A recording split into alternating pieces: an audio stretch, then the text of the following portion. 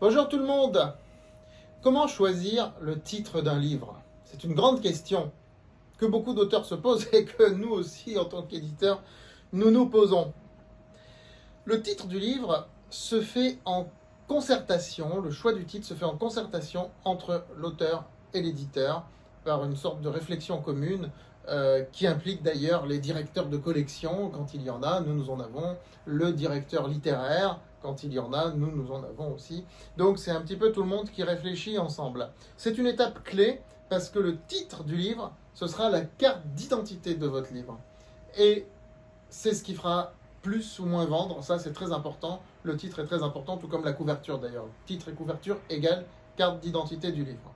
Il faut que le titre colle avec la couverture, d'une part, plutôt la couverture colle avec le titre, c'est plutôt dans ce sens-là en général, sauf cas particulier, et bien sûr que le titre colle avec le propos. Il ne faut pas que le titre soit hors sujet. Très important. Alors, une question que tout le monde se pose régulièrement, est-ce que je peux prendre un titre qui est déjà pris? Globalement, la réponse est non.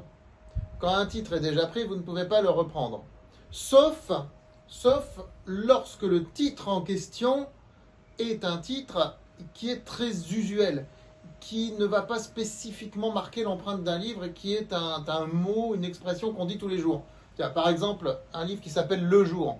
Bah écoutez, c'est pas parce qu'un éditeur a publié un livre qui s'appelle Le Jour il y a un an qu'on va pas pouvoir publier un livre qui s'appelle Le Jour aujourd'hui. Voilà, ce sont des mots tellement courants, si vous voulez, qui ne marquent pas par leur empreinte un livre, qu'on peut les réutiliser. En dehors de ça, lorsque l'association de mots est spécifique et que ce ne sont pas des associations qu'on entend dans le langage courant tous les jours, on ne peut pas les reprendre.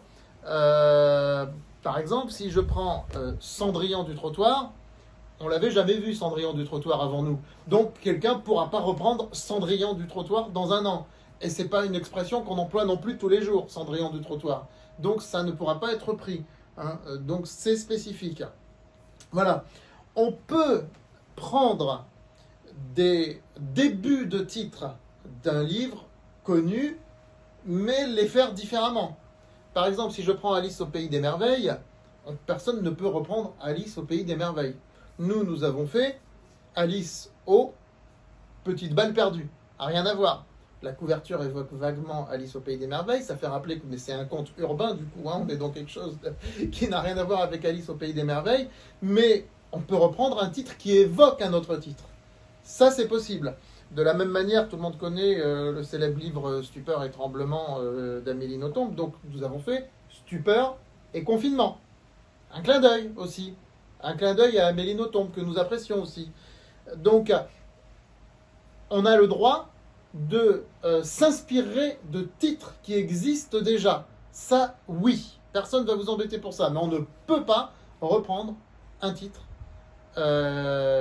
qui est tel quel, sauf si c'est une expression, comme je vous le dis, qu'on emploie et qui ne veut rien dire et qui en général n'est pas très vendeuse pour un livre, sauf cas particulier. Voilà un petit peu les règles par rapport au choix du titre.